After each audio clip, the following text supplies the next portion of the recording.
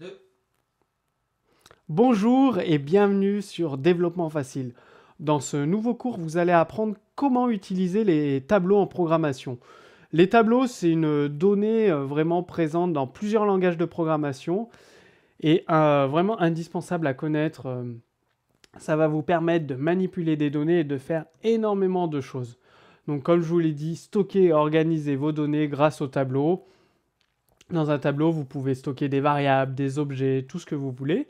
Et un tableau, il peut avoir une ou plusieurs dimensions. Donc, entre guillemets, un tableau, ça permet de simuler un objet, vraiment entre guillemets.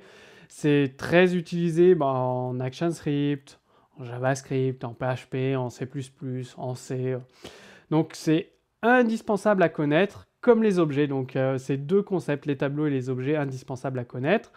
Je vous renvoie au cours sur la programmation orientée objet pour appréhender les objets et les classes.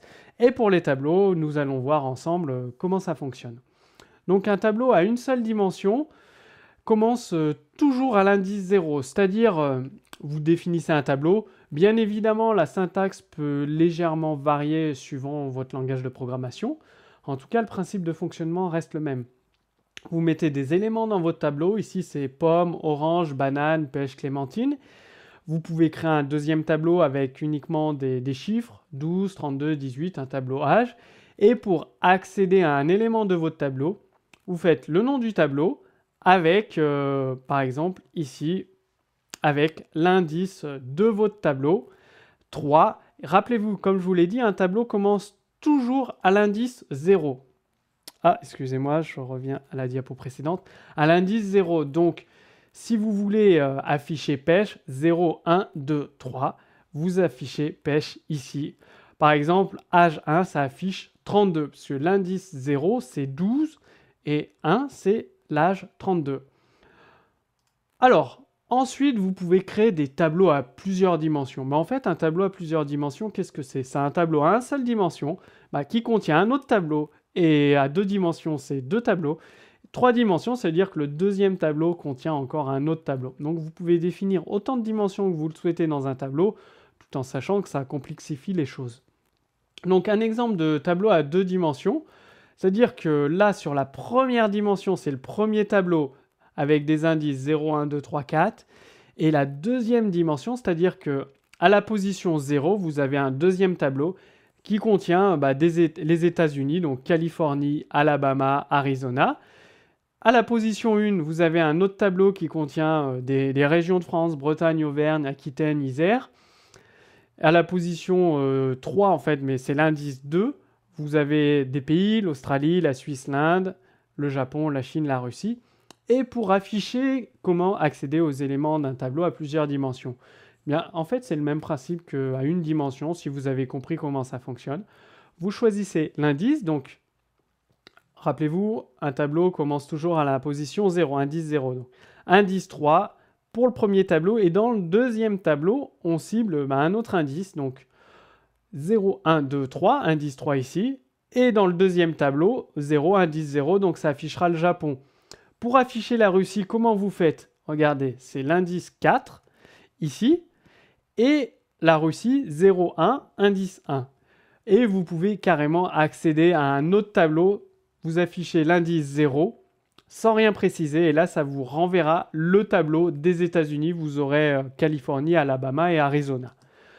Bien évidemment, pour parcourir un tableau, que ce soit à une dimension ou à deux dimensions, vous pouvez utiliser les boucles for, while, for each, ces boucles-là. Donc for avec une condition int i départ à 0 inférieur à la taille de votre tableau, et vous faites une incrémentation i++.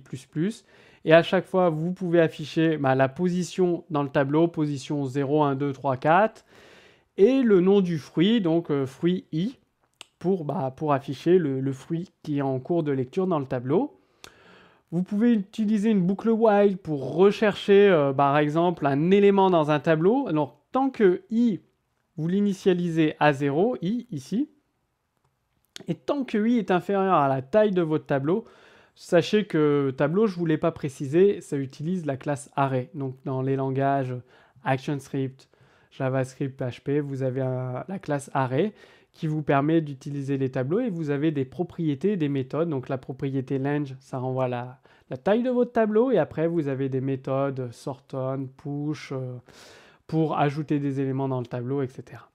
Donc tant que votre tableau est tant que votre indice est inférieur à la taille de votre tableau et la condition et search, donc la chaîne de caractères, n'est pas égale à votre paramètre que vous lisez actuellement dans le tableau, et bien vous incrémentez i++.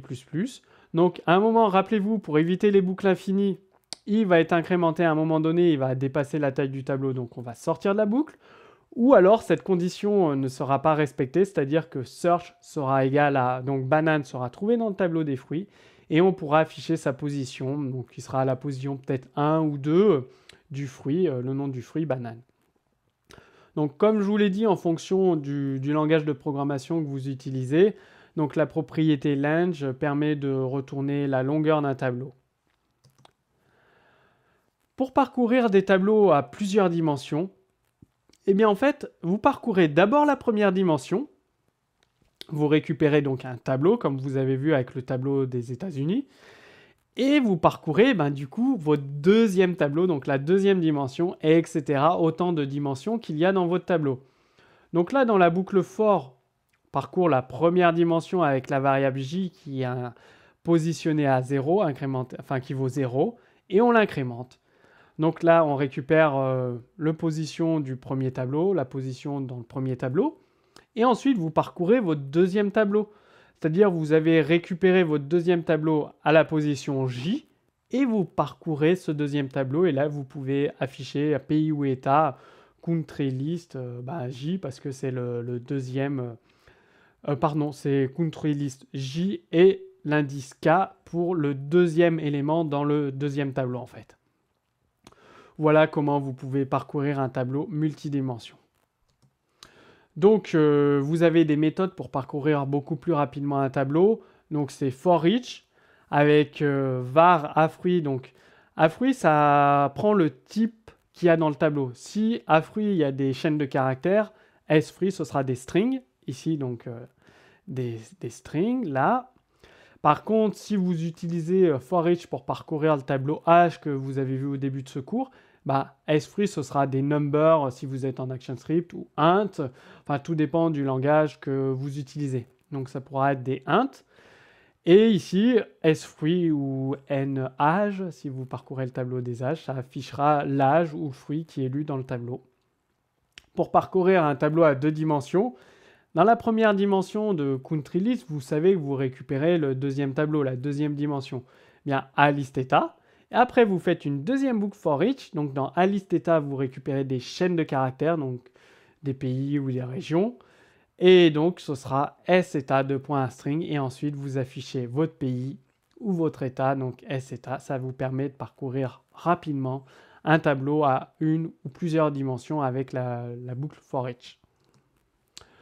Donc, les avantages des tableaux sont très, très utilisés pour parcourir des collections de données. Ou alors, qu'est-ce que j'entends par collection de données? Un tableau peut contenir des objets, peut contenir tous les types de données que vous connaissez. Ça permet d'afficher des messages suivant un indice dans le tableau. Suivant l'indice, la position 0, 1, 2, 3 ou 4, vous affichez un message différent à l'utilisateur. Ça permet de créer des cartes pour les jeux. Par exemple, les jeux de type Zelda, ils ont une carte. Le décor, il est géré par des cases, des tiles. Donc, tout ça, c'est contenu dans les coordonnées d'un tableau. Donc, il faut savoir que les tableaux sont présents partout dans la majorité des langages de programmation. Donc, dès maintenant, vous retrouverez un code source à télécharger sous ce cours vidéo et commencez à utiliser les tableaux à une dimension, à plusieurs dimensions. Et si vous avez des questions, posez-les-moi directement sous ce cours vidéo. Je vous dis à très bientôt sur Développement Facile pour le prochain cours.